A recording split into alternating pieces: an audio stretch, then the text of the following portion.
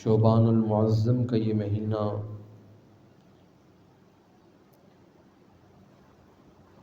اللہ کی نگاہ میں بڑی عظمت،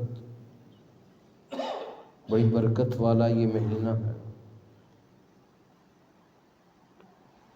جب یہ مہینہ شروع ہوتا تو اللہ کے حبیب صلی اللہ علیہ وسلم اس مہینے میں بھی کثرت کے ساتھ روزے رکھتے، افطار بھی فرماتے۔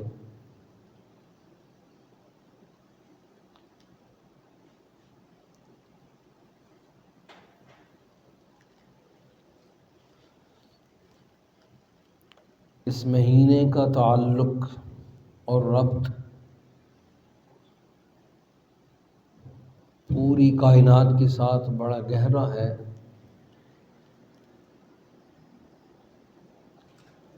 کائنات کے اندر جتنی ارواح ہیں، جتنی جمادات ہیں، جتنی نباتات ہیں، جتنے حیوانات ہیں، جتنے انسان ہیں، کائنات کے اندر جتنی ارواح اور روح رکھنے والی چیزیں ہیں،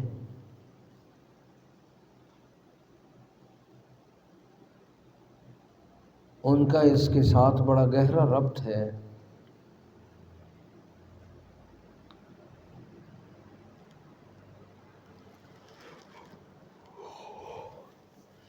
اس مہینے میں صرف مسلم نہیں، غیر مسلم اقوام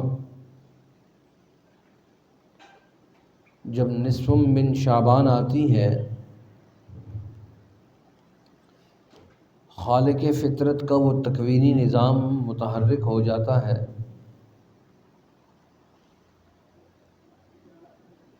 اقوام عالم کے فیصلے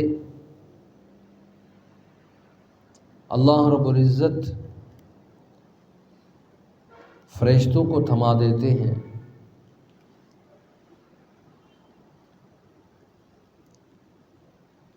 یہ قوم یہ آگے بڑھے گی، ترقی کرے گی،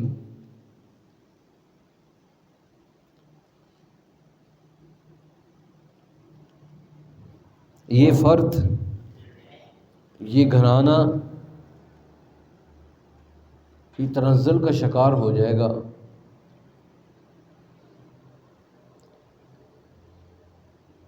یوم من نصف شعبان کو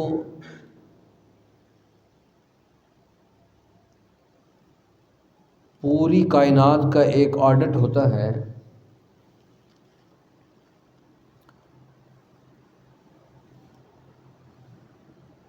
اور وہ پورا آڈٹ فرشتوں کے ہاتھوں میں دے دیا جاتا ہے،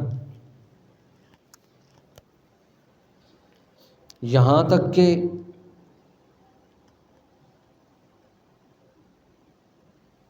شعبان المعظم کی 15ویں کو اللہ کی طرف سے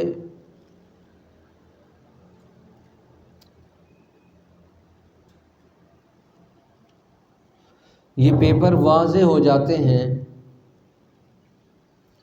کہ اس سال یہ افراد، یہ نفوس اس دنیا سے چلے جائیں گے، اس دنیا میں نہیں رہیں گے۔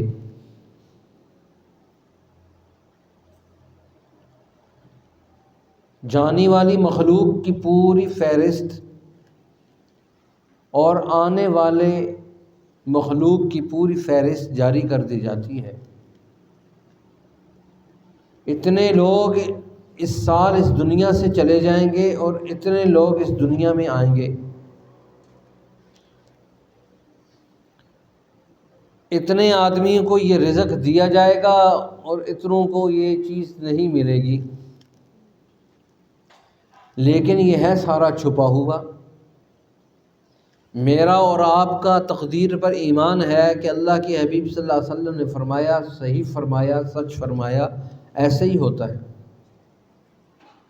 لیکن وہ سارا کھاتا، وہ سارے رجسٹر، وہ سارا آڈٹ میری اور آپ کی آنکھوں سے محو ہے۔ ہم اپنی آنکھوں سے اس کو نہیں دیکھ سکتے،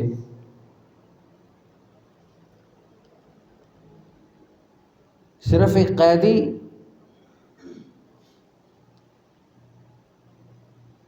وہ موت کی چکی میں جب اس کو ڈالا جاتا ہے اور اس کو بتایا جاتا ہے کہ فلاں دن فلاں وقت پہ تجھے پھانسی ہوگی، اس آدمی کی کیا حالت ہوتی ہے؟ نہ کھانے میں مزہ، نہ اٹھنے میں مزہ، نہ بیٹھنے میں مزہ۔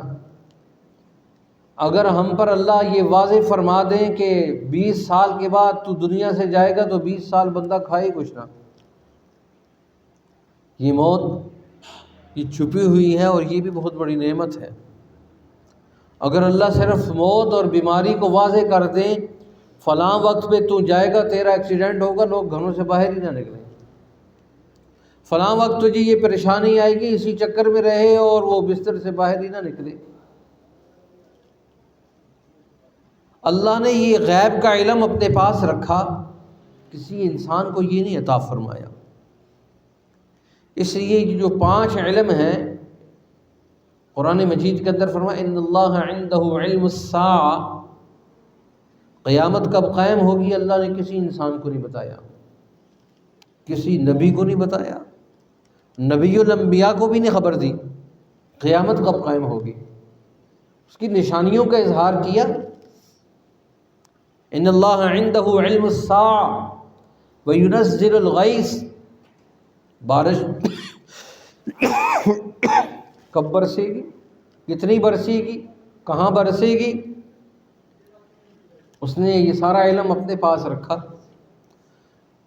دنیا والے وہ صغرے کبرے ملاتے ہیں، آج بارش ہوگی نہیں ہوئی، کل نہیں ہوگی ہو گئی۔ وَيَعْلَمُ مَا فِي الْأَرْحَامِ، رحم کے اندر کیا ہے۔ الٹرا ساؤنڈ سے بہت کچھ چیزیں پتہ چل جاتی ہیں، لیکن کنفرم کچھ بھی نہیں ہے۔ یہ اللہ کی ذات ہے جو اس پر قادر ہے کہ الٹرا ساؤنڈ میں اگر آپ کو چیز واضح ہو گئی، اللہ اس کو تبدیل کر دے، وہ اس پر قدرت رکھتا ہے، طاقت رکھتا ہے۔ وَمَا تَدْرِي نَفْسٌ مَاذَا تَكْسِبُ غَدًا، کل بندے نے کیا ملنا ہے اس کو، یہ بھی اللہ نے اپنے پاس چھپا کے رکھا ہوا ہے۔ کل بندے کو کیا ہونا ہے یہ اللہ نے اپنے پاس چھپا کے رکھا ہے۔ ہم یہاں سے باہر نکلیں گے، رزق ملے گا، پریشانی ملے گی، اللہ نے سب کچھ چھپا کے رکھا ہے۔ اگر واضح ہو جائے تو بندہ کچھ بھی نہیں کرے۔ اور پھر فرمایا ان اللہ عندہ علم الساعة وینزل الغیث ویعلم ما فی الارحام وما تدری نفس ماذا تکسب غدا وما تدری نفس بأی ارض تموت، اور کوئی پتہ نہیں کس خطۂ زمین پر اس کی موت آئے۔ اگر کسی کی روح افریقہ میں قبض ہونی ہے تو اللہ وہاں اسباب پیدا کر دیتا ہے، بندہ وہاں پہنچ جاتا ہے۔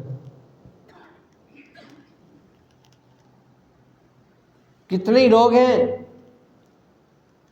جو مدینہ اور مکہ میں ساری زندگی گزری، موت وہاں پر نہیں تھی، واپس آ گئے۔ یہ اللہ نے سارا علم اپنے پاس چھپا کے رکھا ہے۔ اور شعبان المعظم کی 15ویں تاریخ کو یہ سارا علم اللہ لوح محفوظ سے اٹھا کر فرشتوں کو ایک پورا آڈٹ دے دیتے، اتنے آئیں گے، اتنے جائیں گے، اتنوں کو اتنا ملے گا، یہ کھائیں گے، یہ پئیں گے۔